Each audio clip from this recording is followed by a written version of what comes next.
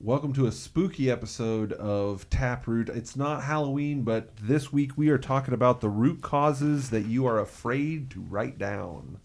Now, I think this is a interesting topic because we kind of want to start off with just why would you even be afraid to write down a root cause? What would make an investigator scared to put something down?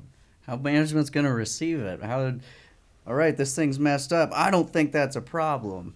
So there's definitely, when it comes to certain investigations, people might be afraid of blame. They might be afraid to present the facts to management because they don't know how management is going to respond to those facts. But I wanted to cover a couple TapRooT root causes and talk about why people might be afraid of them. So what are some common things that might be causing people to be afraid? We have management's response to something. What other things might make people afraid? I don't want to throw a broad net, but things I see people afraid to write down is generally stuff that points back to a system or a process that they've had a hand in designing, if they find a problem in that. And of course that can be in any of the categories, but human engineering stuff, management system stuff, things like that. And so, in my opinion, that's where a little bit of, I don't want to tell on myself that I've made a mistake here or something like that, or that what I designed had a hole. So there's some fear of management. There's some bias. One of the other ones I had was things that are a lot of work to fix. Mm-hmm. There's some root causes that are a lot of work to fix. And then one of the others is it's hard to collect evidence for, therefore I'm scared to go look for it. So those are some, I think, common points that I think we could dive in on. So let's start with some of the management fear ones. What are some of the root causes that an investigator might be afraid to identify because of how management might react? Which one is it? Let me see. There's all kinds of stuff on here. The employee communications, employee feedback one, to me. Being fearful of not pointing the finger, but in the dictionary there's that question: did management's concerns fail to reach for quality and safety? Mm-hmm. I don't want to give a whole TapRooT course here, but to me that would be one that I could see some intimidation to. You're going in a room and saying, hey, look, guys, you C-suite guys, we have failed in communicating your expectations or communicated them wrong. So I could see a lot of, that's in management system. I could see a lot of angst reporting that. So that's the one I have written down first on here as well, which is employee communication, employee feedback. And I think that's a fearful one because it directly links to culture. So we call this the two-way street in the TapRooT process. Leadership communicates values down to operators, and operators provide feedback when the reality of work doesn't match those core values of a company. And if you go to any corporate website, they almost all have some sort of statement of core values. And it's probably a few specific call-outs like integrity and quality. And quality's job one. And something like that, right? They've got driven by quality. They've got some core statement, and they'll put it on everything, whether it's corporate website, reports. But just because you have a mission statement or you have a core values doesn't mean that's actually communicated down. And when you start to look at how people respond on the floor, you might find a big disconnect between what management says and what they actually do. And that can be really scary to report because you don't know, leadership will feel attacked, right? If I am reporting, hey, we're not communicating our value clearly, well, if I don't say that right to management and I say management is telling workers to skip this and do that and break these rules, well, I could be getting my boss in trouble. I could get my boss to come back at me and say, I'm not doing that. Yeah. A lot of fear can come in there. Well, you highlighted a good thing, too. A lot of the upper management, the C-suite, leadership, what you want to call it, that maybe is their vision, their communication, but by the time you get to that frontline level, especially, we use a great example in our course about the guy, he's starting up the turbine, and he misses a valve, and he's not using his checklist, but you don't really hear about that. Only if they don't get the turbine up fast enough, they start getting griped at. Yeah. And I unfortunately came from that industry. You well know this, where we were racing that clock, and I know I was guilty of it as a frontline supervisor of, we ain't got time for that tonight. We got to go. So it's real easy to fall into that. So that employee, that two-way street of information can get, even if it at the top has the best intentions, can deteriorate quickly through the system.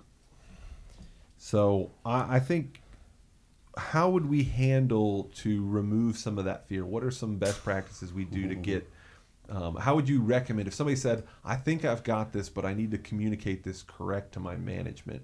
What would you counsel a investigator to say? Well, like for a corrective action. Yeah, how would you phrase it? Yeah, how do we start listening to our employees better is kind of what we're talking about. Yeah. There was one thing. I was on a shore duty at one point and in the Navy, and there was kind of this culture issue. Nobody's listening to us. We're all just kind of disgruntled, and the CO had gotten some of that feedback, and he said, all right, I'm going to put just comment boxes out there, anonymous comment boxes, and every single weekly meeting we're going to read through all of them, the ones that aren't, just obviously people playing jokes. And that actually did quite a bit. It was pretty simple. It's basically free, but there's an anonymous comment box. People had 24-hour access to the building, and they could just go put in, here is something that we're actually concerned about that's causing issues in our lives. And that really did improve a lot of the culture there, just having a direct line to the person that, yes, may have an open door policy, but that's one thing that I've seen work So I'll really state, well. too, when you have the comments box, especially the first time you put it out, and I think Ted Lasso did a funny version of this. There's all kinds of ways that can mess up. Yeah, which was like the first time people put them in, they start throwing in jokes, they start throwing in insults. Yeah. But you find that one or two, like, hey, somebody actually took this serious. If you take that request serious, actually go do something about it, you start to deliver that culture. So when I give recommendations to people about how they communicate this root cause to leadership, the first thing I would say is you need to make sure they understand, what's my evidence for this? I can tie this back to specific things said. I can tie this back to examples. So make sure your ducks are in a row and your evidence is irrefutable. The second thing is you need to make sure your management understands this is something they can control. This is not the blame management root cause, but this is something that we as management can fix, can change, that we can do differently to better communicate our values. Because I don't know too many managers that actually want bad quality or want bad safety practices, but they're often not communicating. That they were like, oh man, I was telling him to do it and get it done quickly. I wasn't telling him to bypass all of our safeguards. I wasn't telling him to skirt and break the rules, just that we needed to be urgent and not dilly-dally and have a phone call and call your girlfriend. I wanted them to stay focused and get it done quickly, not break all the rules. So in communication, definitely one that people are scared to talk to management about. I think you hit on something important. It's that having that evidence. I mean, really, you can be going in the meeting and having what may be viewed as a controversial or a little bit of angst in presenting, but if you've got that evidence to say, hey, look, this is why. And that's what separates us from a lot of other different things, right? Because they're not picking this out of their head. They have that irrefutable evidence to go say, this is what's proven that our system's failing us. Here is how it failed, and here's where it leads us and what we need to do about it. Because the other piece is that we're coming up with what we need to do about it, and not just saying, hey, you need to listen to your people better that are screaming about these problems, but hey, here's how we can fix this and the proper way to fix it too. So along a similar line, under management, and again, we talk about when people are scared to present something to management, it's probably going to be in the management system. One of the ones I wrote down as well is enforcement needs improvement. And I don't find that this one is as much a fear of, telling management about it. It's a fear of admitting that it's a problem that we are not enforcing a rule. We want the rule to be, oh, this one person broke this rule this one time. That way we can just punish the person involved. I have found that people are often not asking they're not asking the questions to prove if they do have an enforcement issue. I'd agree. They're avoiding those questions because they really don't want to prove that they have a problem. Yeah, it's a lot of the questions behind these that are more scary than saying there's a root cause there. I was kind of thinking about, okay, yeah, corrective action needs improvement or enforcement needs improvement. We're just kind of doing bad at what we said we're going to do. And looking at, okay, this is not just one person making a mistake, but this is a lot of people. Well, especially if you own the corrective action program, right? It's your responsibility to make sure corrective actions are getting done in a timely manner. And you find that you have an incident where we identify corrective actions, but they hadn't been done yet. Well, now you've really got a target. You feel like it's on your back because you were supposed to get those implemented. And for whatever reason, maybe they fell off. But there's two pieces to that. If it's like, okay, we took a year to do something that should have been done in a couple of weeks, yeah, then that's a pretty big black eye. But if it's like, hey, we actually need 6 months to do this, and we just hadn't done it yet. I'm thinking of the two ships that collided and the Navy ships that collided in the south, over in the South China Sea. Like, there was weeks between those two collisions. I was just like, when they find things like fatigue and scheduling and manpower and all these other things, there's no way they could have done all of those by that time. And so some of them, it's like, okay, yeah, we just hadn't actually done it yet. But those ones where, if I was responsible to do and I hadn't done it yet, that one's pretty. I hadn't done it yet. Rough. All we did was remove the captains. I was getting ready to say they had time to fire the admirals. Those weren't good corrective actions. Yeah. That reminds me of the Mark. There's the Mark short from a week or two ago. Play the clip. In military or Navy, in my experience, root causes was who touched it last. Okay, you're at fault, therefore you're going to either swear you'll never do it again, be more careful, or we're going to take you to captain's mast, and that'll fix it. And then if it gets to be a big incident, you fire the commanding officer, and that certainly will solve the problem. Corrective action. What did we do? We just fired the guy that was responsible for the ship. So enforcement can be one, not under management system. I thought of another one that I think I have seen evidence that people were scared to market was scheduling needs improvement. Yep. And they weren't scared because they were scared somebody's going to get mad at them. They were scared of the corrective action because in order to fix the scheduling, they were going to have to recommend hiring somebody. Yep. And they weren't going to approve that. Yep. Or they had to recommend changing their shift schedule. And nobody's going to approve this. And I think this ties into the next category I want to talk about, which is corrective actions or root causes where the corrective action is going to be a lot of work. Yep. And I think scheduling kind of flies with both of those. They don't want to get yelled at for management for saying we need to hire more people.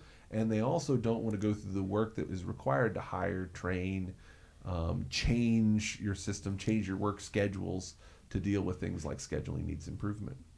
But yet we'll fire the experts that we've already built into as our first corrective action. But yeah, it takes a lot to fix that root cause. It takes onboarding people, doing all the training, giving them time enough to become an experienced expert. And that's one thing we actually see a lot with, hey, we don't have enough time to do investigations. Oh, who's doing the investigations? The people that are supposed to be operating for 12-hour shifts a day, and they have 15 minutes before they have to sleep before their next thing to get it done. And, 90 days to do an investigation. It kind of buys us into that of, okay, we need to actually look at our investigation program too. Hey, I don't have enough person hours to do this task. Well, we still got to get it done. Well, that's where scheduling leads us. These lean they call themselves lean organizations, and they're actually emaciated organizations. Yeah. We're just, talking about skin and bones. Like, if you don't have enough people to do the amount of work in a week, you have a scheduling issue. But organizations live with that all the time, and that's definitely offshore in any environment. That's kind of how it is. You only have so many people on the rig, but that fatigue and scheduling kind of always go together, and that's a pretty thorny problem for an organization to solve. Yep. You don't have unlimited space and resources a lot of times to just keep on, sometimes I think scheduling, again, kind of getting back to asking those tough questions, or do people cover up inefficiencies in the process with scheduling needs improvement sometimes? It's maybe a different topic, but I mean, I took over a shift that had 4 guys doing the same job in a 9-hour span, and with a little technology help, we took that to 1 guy. And so, before it was, there's too much work, when really it was just a disorganized mess of chaos. Yeah. So I think there can be a lot of work in actually changing a system like that. A couple other root causes that kind of also fall in this route of, it seems like a lot of work to handle. One of them that came up to me in my thinking was knowledge-based decision required. So when you've got a knowledge-based decision, the corrective actions, and for those that don't know, we have videos on what a knowledge-based decision is, but you can check those out. Chuck Yeager. Chuck Yeager. They're basically when somebody is having to troubleshoot, when somebody is having to make a decision based on their experience and knowledge. Frequently this leads to people making mistakes because it's difficult to work in and make decisions in a crisis, in a quick moment in time. And so in order to reduce knowledge-based decision errors, you want to proceduralize work. Meaning I have to take work that doesn't have a procedure, that may be difficult to proceduralize, and I have to create and train people on that procedure. And that's oftentimes a difficult thing to do well. And so people they will avoid even investigating and asking that question because they're not certain how they're going to create a procedure for this decision, for this troubleshooting process. This is going to be a lot of work. We're going to have to get experts in a room. We're going to have to come up with a standard process for this troubleshooting or for this action. We're going to have to then train everybody. It's a lot of work. So people avoid some of these more difficult corrective actions just because of the amount of work it's going to be involved. Is there any others that you guys can think of that fall into the creating more work for me, therefore I don't want to market? I don't have any for creating more work for me. I do have some others, but you got any for creating more work for you? I was going to say, the work I want to create is, that proceduralizing the troubleshooting, like you just said. We have a tool for that called Equifactor. You build your own tables, and that's what it's for. So the other one I have 2 others. One is along the line of procedure for the exact same reason, procedure followed incorrectly. Having to rewrite your procedure to be obviously more efficient requires work, and I find that people would much rather just add another paragraph to it from a corrective action standpoint instead of saying, we need to go back and make this procedure a checklist. People recognize it when you tell them it's a problem, but actually going through the work of changing that scares people. And I think, again, having a good system that's going to identify this, make sure you're asking the right questions, and give you that advice of how to fix it and get you the resources you need, that's important in a good root cause system. How thick was your procedures book? We had a lot. We had it was the documents. binder started out like this and then it ended up like that. We couldn't even have a binder. We had file cabinet that was digital.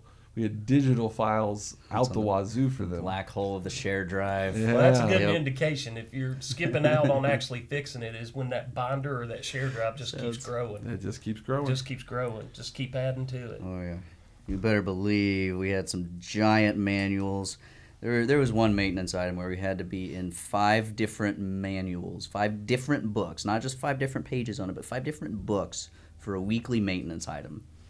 And that's a procedure that would consistently get missed, except by the guys that really, really knew how to move back and forth between them and that knew it by memory anyways. But you're not scared to write down the procedures needs improvement. That doesn't scare you. The corrective action. The corrective action does. Well.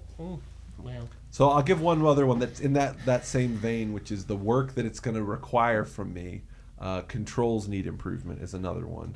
I have seen people that they found a very obvious control issue where they needed to either buy something different or change or rewire or do something to change it. And they go, oh, we won't get Stick a approval to label change on it. this. We've had this for 30 years. You've had it bad for 30 years. Yep, you're right.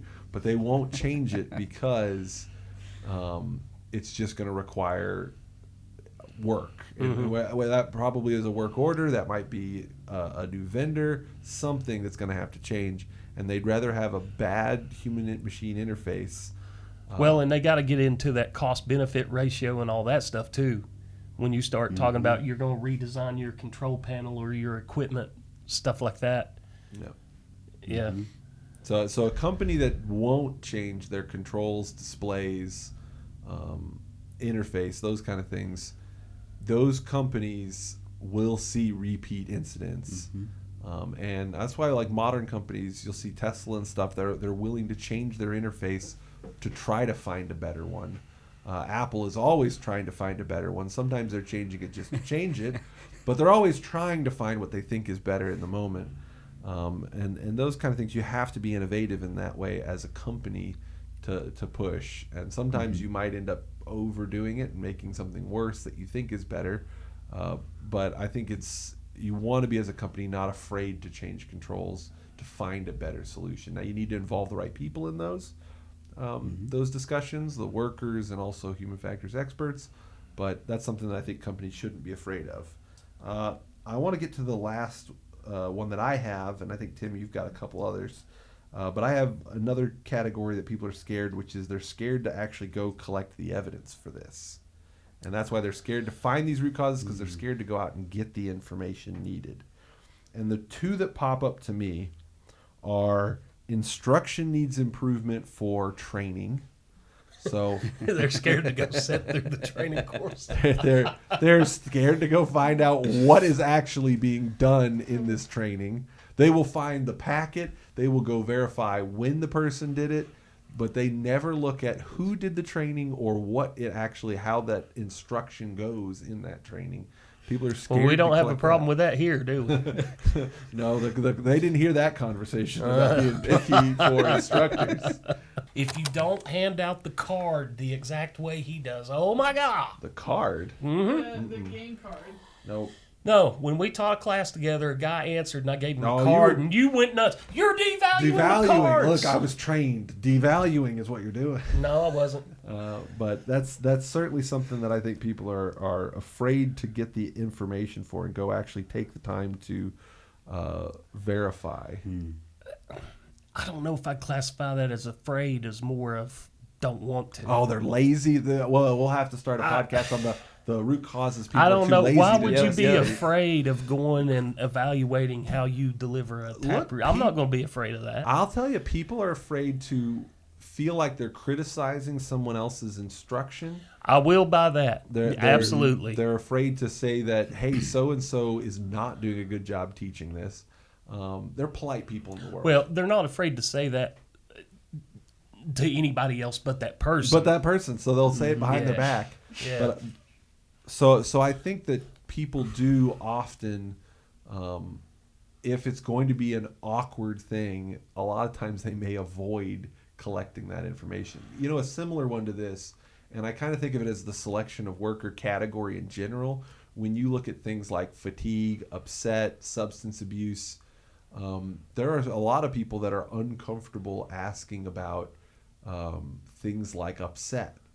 Because if you don't personally know that person and you want to ask about their mental state that day, you know, hey, did you break up with your girlfriend today? That's like an awkward thing to ask, and they don't want to feel awkward when talking and doing investigations. They're trying to build rapport. They're uncomfortable in that situation, and so asking some of those questions about sleep, about what you were eating, and then making, you know, maybe in some case judgment calls about if somebody really was fatigued, upset, bored, distracted, or overwhelmed can be difficult for certain people. Somewhere Barb's cackles have stood up. You know, I was about to say, it's just go talk probably to a whole Barb. other podcast, you know, talking about that. Recognizing those baselines and how you ask those questions and things like that. which has really helped me early on in my career. I did not have that skill, and it led to a lot of problems. But sorry to sidetrack you. Well- You just hit something I really that touches a nerve. Well- Communicating with people in the right way and how you do ask the very simple, like Barb. You ask how, not why. Yeah, Things yeah, like that. yeah. All kinds of little tips and tricks to start helping you overcome those fears that you may have of actually talking to people. And I don't want to say asking the tough questions, but finding out the information from the tough questions. Yeah, it's often, most of the time, and we have some podcasts we've done with Barb in here on this topic, so check out those. But it's not about necessarily how well you ask the question, but it's just, are you creating the opportunity for them to share that information? And you're mostly just stimulating them talking. Mm-hmm. It's a lot easier when you start thinking of interviews as, I'm just getting them to talk as much as possible, instead of, I've got to do all these questions and I'm responsible for all of this and I got to be the person that, just let them talk is a lot of times what we're trying to do. Now, Tim, you had a different take on this prompt. What was your take? Yeah, so I'm not afraid to write. I've already said it. I'm not afraid to write down a root cause because I've got the evidence to prove it. And I'm lucky in my experience. I've always worked at companies who had that opportunity to improve vision. When there was a problem, hey, let's get together and figure it out. So that's good. But there's 2 root causes on the tree that scare me from the aspect of, if I was here circling these, I would be afraid of the stability of our plant or the safety of our workforce, things like that. And those are errors not detectable and errors not recoverable. And in the dictionary, I'll give you some free stuff here. Don't tell Mark. I don't want to be giving away. But it does say you can't expect every system to have these alarms, have these notices, have these recoveries, but safety-specific systems should always, like, for example, safety systems or equipment should always have alarms, detectable errors, should make the errors detectable. If you're circling that means you have a system or process in your operation that this is a very critical thing, and there's no way to know it's happening. We use in the course there, we talk about that one, they installed a smoke detector, it couldn't detect the carbon monoxide. And that hits home a lot with me.